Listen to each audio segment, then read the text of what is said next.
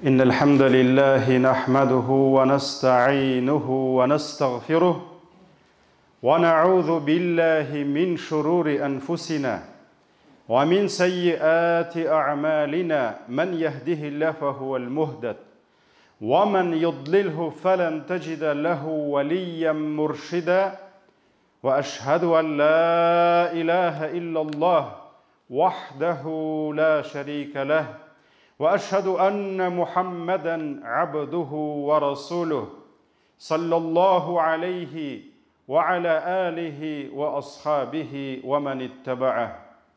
Barcha ғаламларны юктан бар кылып, безне үзенең шиксез сый-хөрмәтләрендә, киң нигъмәтләрендә яшатучы Раббыбыз Аллаһыга мең шөкерләребез, мактау һәм улуглауларыбыз булсын. Жир һәм күкләргә Аллаһ Тәгаләнең рәхмәте булып килгән. Безнең өчен иң хәерле, иң күркәм үрнәк булган. Безнең өчен газиз балаларыбыздан, газиз әти-әниләребездән һәм үз нәфесебез, үзебездән дә сөеклерәк булган Аллаһының илчесе, сөекле пәйгамбәребезгә күңел түрләребездән чыккан дугаларыбыз, Аллаһның сәламе һәм салаваты булсын. Азиз кардәшләрем, иң элек үземне, аннары соң сезне тақвалыкка чакырам. Аллаһ Тәгалә Куръани Кәримдә әйтте: "Я айюхаллазина аману тақуллаха хакка туқатих ва ла тамутунна илля ва антум муслимун" диде. Әй иман китергән бәндәләр, Аллаһ Тәгаләгә тиешле тақвалык белән тақва булыгыз. Ягъни Аллаһның әмерләрен тиешенчә үтәгез. Аның тыйганнарыннан тиешенчә тыелыгыз һәм мөселман булмаган хәлдә Аллаһ хузурына кайтудан, үлүдән сакланыгыз диде. Азиз кардәшләрем, Аллаһ Тәгаләнең безгә булган рәхмәте, Аллаһның безгә булган юмартлык кәрамәте, аның нигъмәтләре көне-төне безгә килә. Һәм безнең юктан бар кылуыбыз, шушы дөньяга сабый булып, зәгыйф хәлдә килеп, аннары соң көч-куәткә ирешеп, күпме белмәгән әйберләребезне белеп, белем ияләре булып, акыл ияләре булып яшәүебез дә Аллаһның безгә булган кайгыртуы һәм рәхмәтедер. Аллаһ Тәгалә Нәхл сүрәсенең 78-нче аятында әйтә: "Валлаһу ахраҗакум мин бутуни уммахатикум". Аллаһ сезне аналарыгызның карыннарыннан бу дөньяга чыгарды. Шушы тар һәм караңгы карыннан Аллаһ безне шушы киң, якты дөньяга чыгарды. Һәм без ана карыныннан чыкканда Аллаһ нәрсә ди? "Ла та'ламуна шай'a". Сез бер нәрсә дә белми идегез ди. Сез үзегезнең исемегезне дә белмисез, җисемегезне дә белмисез. Кем бу сиңа елмайып торган хатын-кыз, кем бу синең әтиең, бу нинди кояш син, бу көнме, бу төнме? Ла та'ламуна шай'a. Сез ди бер дә белми идегез ди. Ва жа'ала лакумус сам'a. Аллаһ сезгә ишетү өчен кулак бирде ди. Баланың колагы ачыла. Вал абсар, күзләре ачыла. Шушы кулак белән, күз белән аңа мәгълүмат, информация килә. Бу яхшы хатын икән, әле ни икәнен белмәсә дә. Бу яхшы ис икән, күкрәк сөтенең исе, бөтенсен белә. Вал афида, йөрәкләр бирде ди. Кайбер галимнәр йөрәк дигән сүзне акыл дип әйтәләр. Ла'аллакум ташкурун, бәлки сез шушы нигъмәтләрне күреп, аңлап, миңа шөкер итәрсез диде Нәхл сүрәсе 78-нче аятта. Шуңа күрә без килдек бу дөньяга бер ялгызы. Безнең бер кем дә юк иде. Без бер нәрсә дә белми һәм калак тотып ашый да ашарға да құдіретлі түгел едік. Ләкин Аллах бізні бір ялғызын қалдырмады. Ол сабиның янәшәсіне ана, ата, әби, бабай кебек қадірлі затларны бастырып қойды. Һәм шушы затлар синең яныңда булсыннар. Сиңа аяққа басырға, қалақ тұтып ашарға ярдәм итсеннәр өчен Аллах шушы затларның күңелләренә шул кадәр рәхим шәфкать, сиңа карата шул кадәр мәхәббәт салды, моны җәмәгать сөйләп, язып, бетереп, аңлатып бетереп булмый. Шуңа күрә Аллаһның безне, әти-әниләребезнең кочагында аларны яраттырып, үзебезне яраттырып үстерүе дә, әлхәмдүлилләh, Аллаһның зур нигъмәтедер. Шулай ук шушы зәгыйф затка Аллаһ хезмәткә тапшырды җир һәм күкләрне. Җир өстен Аллаһ шушы сабый өчен бишек итте. Җир селкенмәсен, калтырамасын һәм җирдә безгә уңайлы булсын өчен Аллаһ җирне таулар белән ныгытты. Җир буйлап елгалар, инешләр агызды. Безгә киң кырлар, басулар булдырды. Куе урманнар үстерде. Бөтен тирә-юньгә Аллаһ әмер итте шушы кечкенә генә затка хезмәт итәргә. Аллаһ Тәгалә Луқман сүрәсенең 20-нче аятында әйтә: "Әләм тарау?" Күрмисезме соң сез ди? Неужели вы не видите ди? Аллаһ бит белә, безнең акылыбыз бар. Һәм ул акыл акча санар өчен генә түгел. Аллаһ белә, безнең күзебез бар, колагыбыз бар. Шуңа күрә Аллаһ Тәгалә әйтә: "Күрмисезме соң сез ди? Анналлаһ саххара лакум ди. Аллаһ сезгә хезмәт иттерә ди. Хезмәт иттерә ди. Подчинил вам ди. Ма фис самават ди. Күктә булган бөтен нәрсәне ди. Менә син күктә ни күрәсең, ни күрмисең, бөтенесе безгә хезмәт итә. Каядыр әнә тегендә ниндидер галактика бар ул синең өчен. Ни өчен ул сиңа кирәк? Син белмисең, ләкин ул сиңа кирәк. Кирәк булмаса, ул булмас иде. Ана каядыр әнә тегендә ниндидер бер йолдыз бар диләр. Ул күзгә күренми, ләкин аны астрономнар әйтәләр. Ул йолдыз синең өчен яши. Сиңа кирәк булмаса, ул яшәмәс иде. Һәм сиңа кирәк булудан туктагач та йолдыз да тукты яшәвеннән. Шуңа күрә Аллаһ нәрсә ди? Күктә булган бөтен нәрсәне сиңа тапшырды, хезмәткә ди. Ва ма фил арди. Җирне генә түгел, җирдә булган бөтен әйбер сиңа хезмәткә тапшырды ди. Ва асбага алейкум ни'маху захирatan ва батина ди. Һәм Аллаһ ди сиңа яудыра ди үзенең син күрә торган һәм син күрми торган нигъмәтләрен ди. Карагыз җәмәгать. Күзеңне ачып, зиһенеңне ачып, бүген без күпме нигъмәтне күренгәннәрен дә күрмибез әле. Күпме нигъмәт ул күзгә күренми дә. Адәм баласы башына да сыйдырмый. Без күрмәгән күпме процесслар бара. Күпме табигатьтә нинди генә хәрәкәтләр бармый, нинди генә мәхлуклар яшәмий. Без аларны күрмибез дә, ләкин Аллаһ Тәгалә әйтә: "Сезгә яудыра үзенең күренә торган һәм күренми торган нигъмәтләрен." Ва минан наси ман юҗадилу филлаһи бигайри илмин вала худан вала китабин мунир ди. Һәм әле шул кешеләр арасында ди, Аллаһның көне-төне яуган нигъмәтләрендә яшәп ди, надан булып ди, гыйлемсез булып, Аллаһның хидаятыннан мәхрүм булып, Аллаһ турында бәхәсләшеп йөрүчеләр бар әле ди.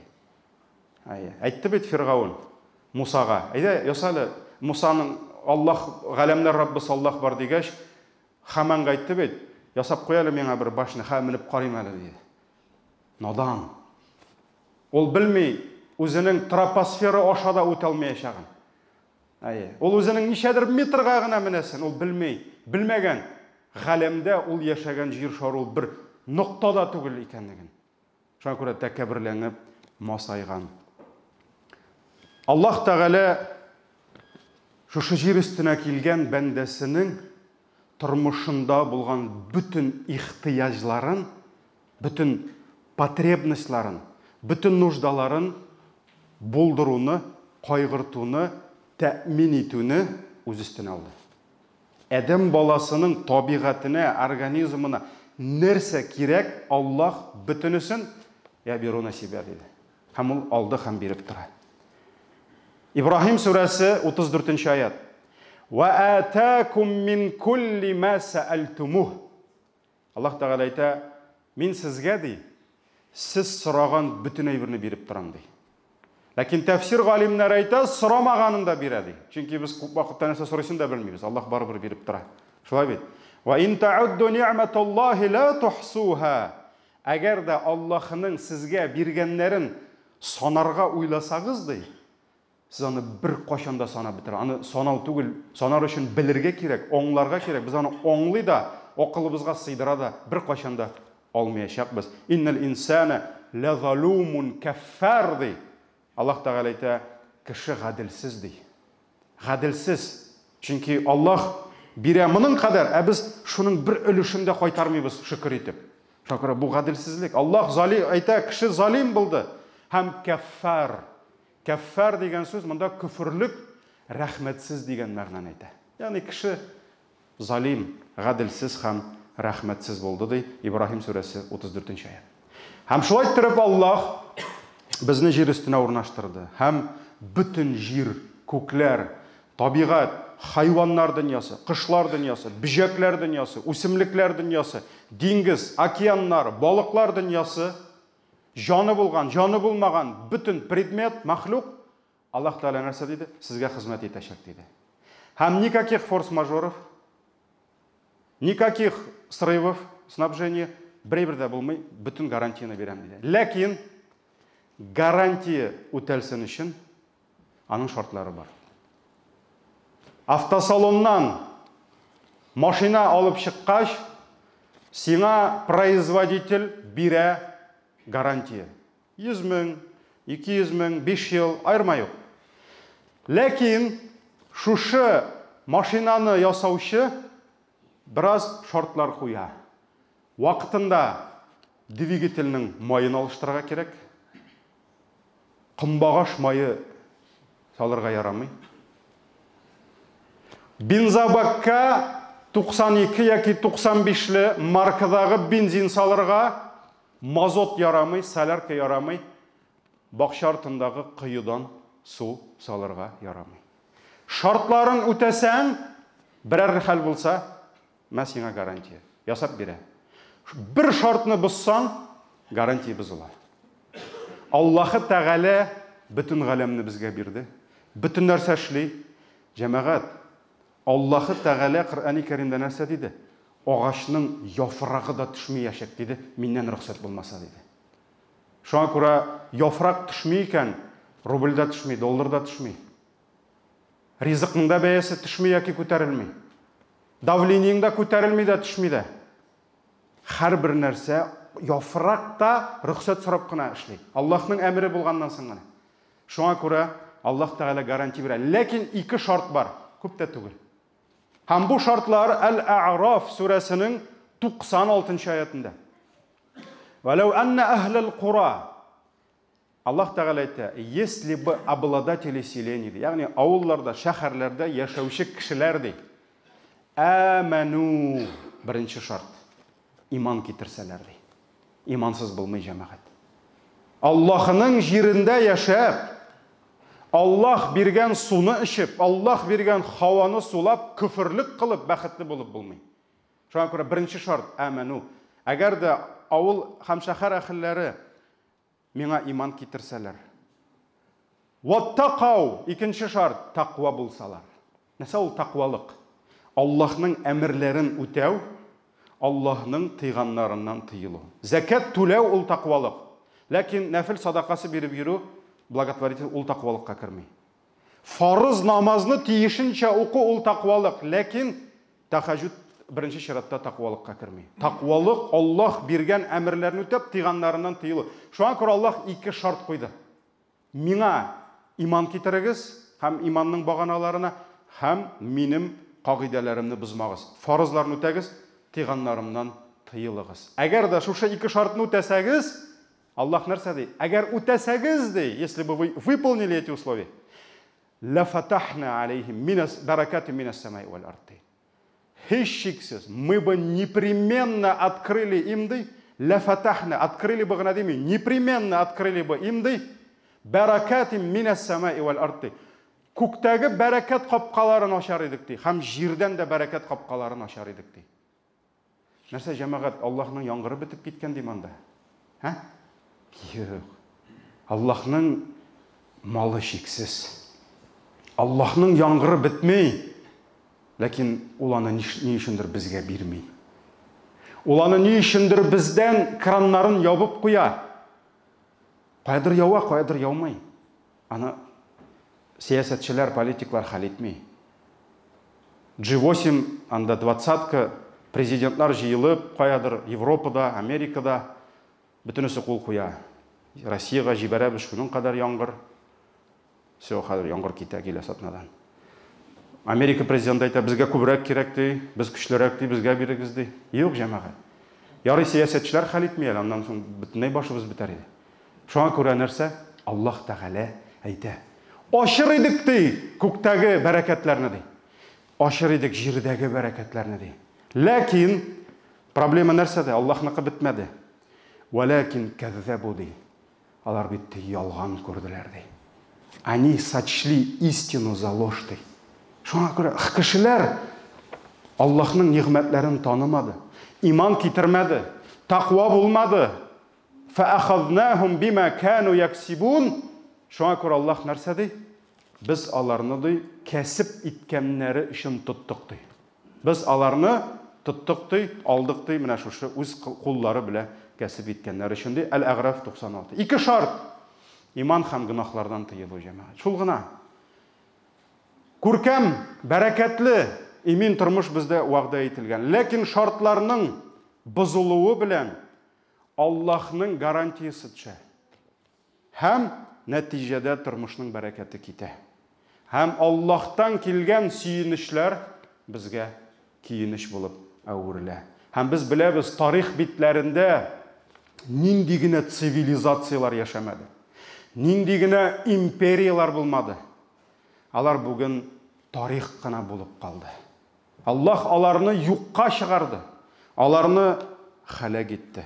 Нәхл сүрәсе 112 аятта Аллаһ Тәгалә әйтә: "Ва дарабаллаһу мәсәлән қарьятан канат аминатан мутмаиннатан яътиха ризқуха рагадан мин кулли макан." ди. Аллаһ мисал итеп бер авылны, бер җирлекне китерә ди. Ул авыл иминлектә яшәде ди. Бөтен нәрсәсе бар иде ди. Яътиха ризқуха рагадан мин кулли макан ди. Аның ризыгы, ниғмәте ди бөтен җирдән килеп торды ди. Бөтен нәрсә бар иде, бөтен нәрсә җитә иде. Фәкафарат би ан'умиллаһ ди. Шуннан соң алар Аллаһның ниғмәтләренә күфрлек кылдылар ди. Ягъни рәхмәтсез булдылар ди. Аллаһның ниғмәтләренә шөкр итүдән киттеләр. Фәазақаһаллаһу либасал җу'i вал хауфи бима кану яснагун. Һәм Аллаһның ниғмәтләренә күфрлек кылганнан соң Аллаһ аларга кием кидертте ди. Ачлык киеме ди. Битте, күкләр яңгыр яумый башлады. Нефт битте. Тегесе китте, монсы китте. Кризис килде. Тегесе булды. Менә шулай иттереп Аллаһ нәрсә ди? Без аларга кидерттек ди. Ачлык һәм курку киеме. Ягъни кеше курка башлады. Кешедә тынычлык битте. Ни өчен? Бима кану яснагун ди. Кылган гынахлары сәбәпле ди. Нәхл сүрәсе 112 аят. Һәм җәмәгать, безнең милләттә дә, безнең тарихта да без буларны күрәбез. Аллаһның диненнән тайпылып килеп чыккан сугышлар, килгән ачлыклар, без буларны күреп торабыз. Кешенең бәләсе рәхмәтсезлектә җәмәгать. Оныта кеше. Нинди бала булып дөньяга килгән. Менә син утырасың, 90 кило, синең анда кыйбатлы машина. Синең әниең кулын алганда син менә моның кадәр идең. Астыңа какайта идең, пишәйтә идең. Бүген шул әниеңнең хәлен белдең микән әле? Кашан белдең соңгы тапкыр? Оныта кеше. Әтисен оныта, көне төн эшкә чапканын. Бүген әтисе бәлки андый машинада йөрмидер, аңа фәләнович дип эндәшмиләрдер, гади бер авыл кем әйтмешли мужигыдыр, ләкин ул әти сине үстергән. Төнен җыкламыйча тырышкан, оныта кеше. Үзенең әтисен, әнисен оныта. Үзенә гыйлем биргән остазын оныта.